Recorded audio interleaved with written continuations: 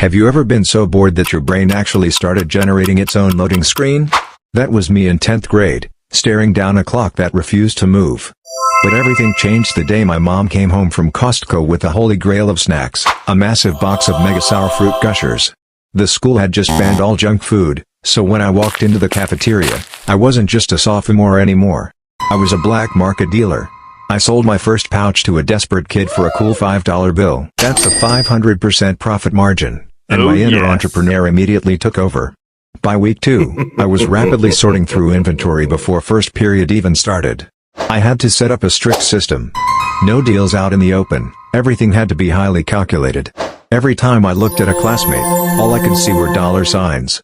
The cash was stacking up so fast I literally didn't know where to hide it all. I started forming alliances, turning casual buyers into loyal, everyday clients. I was sprinting down hallway C between periods, executing transactions at lightning speed.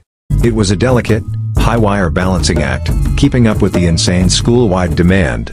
I felt completely untouchable, leaning against the lockers and counting my daily cut. But when you run an empire, a shadow is always bound to creep up behind you. Enter Marcus, the head hall monitor. A 17-year-old absolute unit who ruled the quarters with an iron fist. He didn't care about hall passes. He cared about power, and his stare could freeze you in place. One Tuesday, he caught me mid-deal. His massive hand hit my chest like a brick wall. He snatched my inventory out of the air, looking at me like I was absolute dust. I stood there, knees shaking, waiting for the inevitable trip to the office, but he didn't snitch. Instead, he leaned in and whispered, 30% cut of everything, or you're done.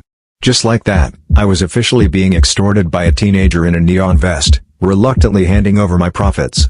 Every single Friday, he'd be waiting for me, tapping his foot and demanding his bribe. He was slowly stripping away everything I had built, taking all the credit and the cash. Marcus would just walk away laughing, counting the money he did absolutely zero work for. But by month 2, Marcus got greedy. He looked at me and said, 50%. Starting now. I started sweating bullets. Giving up half my business meant the entire operation was dead. When I told him no, he gave me one last terrifying glare and warned me I'd regret it. He forced my hand for the last time, taking a massive cut right then and there. I hid in the shadows, watched him count my hard-earned cash, and realized I needed a new plan. I stood under the harsh hallway lights, realizing Marcus was a liability that needed to be eliminated. Then, a brilliant, beautiful trap formed in my mind. I ran to my locker at top speed and began completely clearing out the entire supply. Meanwhile, just as I suspected, a smug Marcus was busy writing a full snitch report to the administration. He took it straight to the principal, a man whose terrifying shadow